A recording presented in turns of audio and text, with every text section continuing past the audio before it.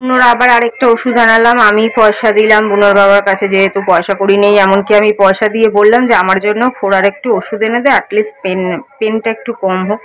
ও মা বুনোরটা এনেছে, আমারটা আনেনি, বোঝো আমি পয়সা দিয়েছি, বুনোরটা এনেছে আমারটা আনেনি। আয় পোড়া কপাল, ডাক্তার তো জুটবেই না আমার, আমি নিজেই দেখাবো না, ওষুধও জুটতেছে না, কি জ্বালা নিজে না গেলে। হ্যাঁ, নিজে গিয়েই বা দোকানে কি বলবো, আমার তো এসব ফোড়াচোড়ার কথা বলতেই লজ্জা লাগে। আর ঠিকভাবে তো হাঁটতেও পারছি না, বলবো যে মানে জ্বালা পোড়া করে। চলো, এটা আমার রাতের ডিনার, খুবই রোগা রোগা মোমো, জানি না কোন দোকান দিয়ে আনছে। দীঘাতে মোমোগুলো একদম সলিড মোমো ছিল, আর এতে তো মাংসও থাকে না, আমি জানি যেখান দিয়ে আনে, শুধু পেঁয়াজের পুর, বুঝলে। আর স্যুপটাও বেকার, আর বাগুইহাটিতে স্যুপের মধ্যেও চিকেনের হাড় অনেক কিছু থাকে, কিন্তু চাটনি দেওয়ার স্টাইলটা বড় লোকই। চটলা বসে আছে, দুটো বাজে কারেন্ট চলে গেছে, বলো কাণ্ড, মাঝে মাঝেই কারেন্ট চলে যায়। উনি রে, মনে হয় আমি আবার নিউ ব্যারাকপুরে ফিরে গেছি, ওখানে এরকম কারেন্ট যেত খুব।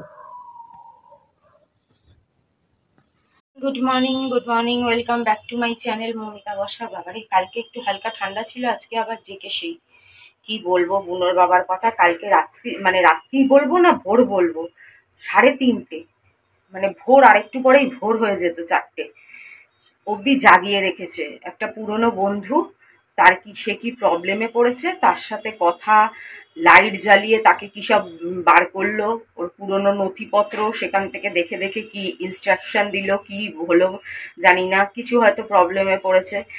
সেই বন্ধু, আমার মনে আছে, সেই বন্ধুই যখন ওর বাবা মারা গেছিল, কিছু টাকার দরকার ছিল, সে কিন্তু ওর হেল্প করেনি।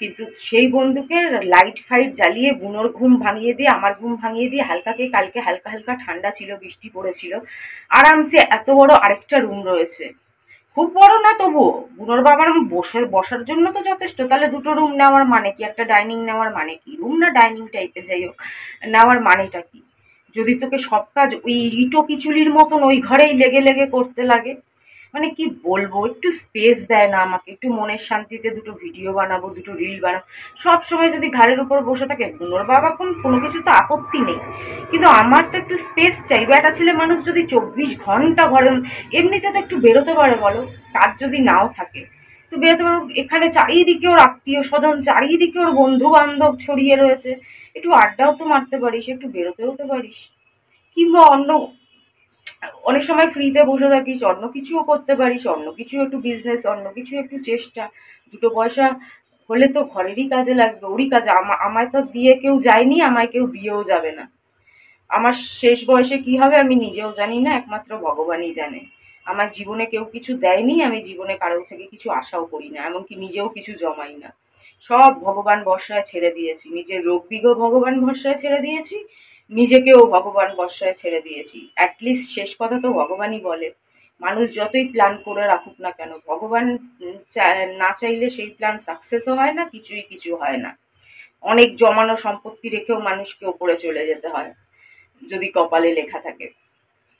কিন্তু তার মানে এই না যে মানুষ জমাবে না, অবশ্যই জমাবে, কিন্তু আমি করছি আপাতত, সেরকম আমার চান্স নেই।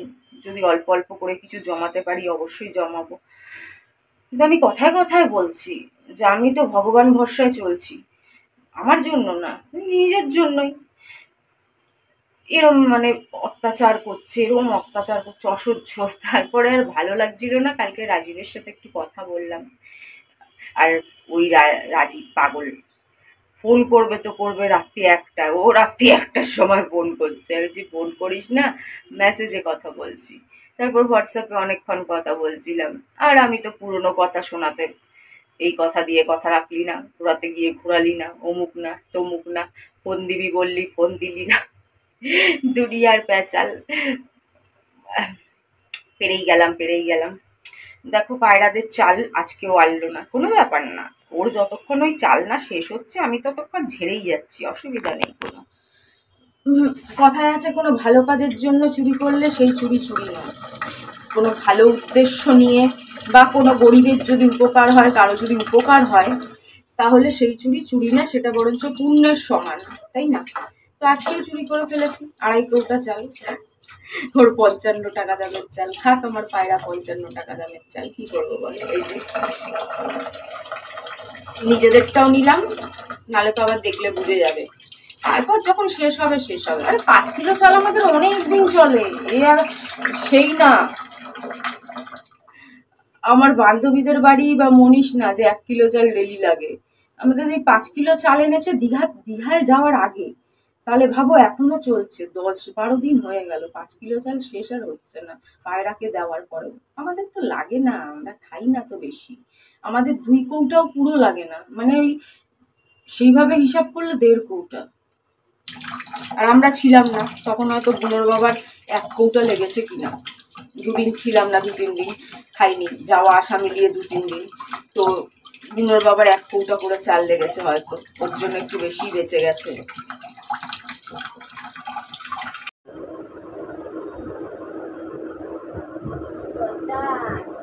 বিছানা তুলে দেই বাবা, বিছনা তুলি। ববি বাজার গেছে, আসুক। জীবন না তো, জীবন যেন যুদ্ধ। মানুষ পয়সা কম সব সহ্য করতে পারে, কিন্তু একটু রোম্যান্টিকতা তো জীবনে চাই বলো। ওর বয়স না 53-54 হয়ে গেছে, আমার তো 53 হয়নি। আর যারা রোম্যান্টিক তারা 53-54 তো রোম্যান্টিক থাকে। আমার পিসে মশাই 60 হয়ে গেছে, তবুও এখনো ঘুরতে যাওয়া ভালোবাসে। বেচারা হাতে পায়ে জোর নেই, পিসি হাঁটতে পারে না, হাতে পায়ে জোর নেই তাই যেতে পারে না, কিন্তু এখনো কত ঘুরতে ভালোবাসে, রোম্যান্টিক একটা ভাব আছে, কত আছে এরকম যে 60 বছর 55 বছর হয়ে গেছে তাও রোম্যান্টিক কথাবার্তা, ঘোরাফেরার শখ, একসাথে বসে আনন্দ, গল্প করা, পুরনো গল্প করা, পাস্টের কথা আলোচনা। জীবনে দেখলাম না একদিন পাস্টের কথা আলোচনা করলো। আমার বান্ধবীর বাড়িতে যত গল্প, যত কিছু, কোনো পাস্টের কথা মানে সেই ভাবটাই নেই। কিন্তু এদিকে যখন বন্ধুদের ফোন আসে, পুরনো বৌদি ঠৌদিদের ফোন আসে, চেনা জানা, কি গল্প করে বুঝতেই পারবে না যে ওই মানুষটাই এই মানুষটা।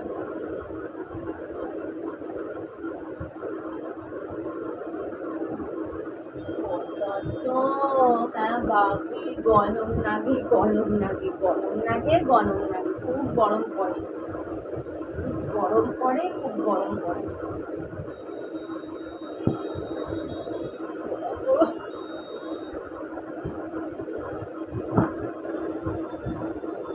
আবার নিয়মই উল্টো, এমনি সময় রুক্ষ সূক্ষ্ম, কিন্তু যখন আমি আবার রাজীবের সাথে কথা বলি, দেখা করি, তখন আবার বুনোর বাবা খুব রোমান্টিক হয়ে যায়। এর মধ্যে হয়তো একটা লজিক কাজ করে, মানে হিংসা তো বুনোর বাবা করে না, কেন সবকিছুই প্রথম থেকে ত্যায় ছিল, হিংসা নয়, কিন্তু ভাবে না এখন যদি আমি একটু রোমান্টিক না হই তাহলে আবার আমি কি বাদ হয়ে যাব, আমি কি কাট আপ হয়ে যাব, এরকম কিছু একটা ভেবে তখন রোমান্টিক থাকে।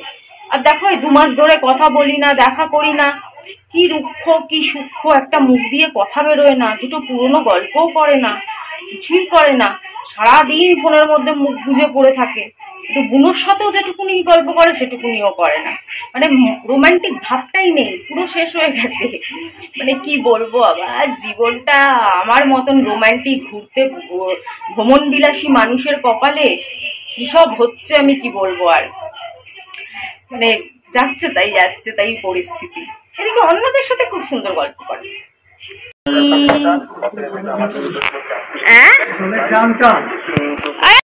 মানে ঢুকে খুলতে পারেনি জলের দামটা, কেন আমি ফোন করে আগে দিয়ে বলতে পারিস না? লোকের সামনে চিল্লাচ্ছে জানোয়ার কোথাকার। আমিও ছাড়বো না, যেরকম আমার বলবে টিট ফর ট্যাট, অত সোজা না। ইট মারলে পরে 4টে পাটকেল ছুঁড়ে মারবো আমিও। বাজার হয়ে গেছে, তো আজকেও কচুরি আনিয়েছি, যেহেতু কালকে জিলেপি পাইনি, জিলেপি খাওয়ার শখটা রয়ে গেছিলো।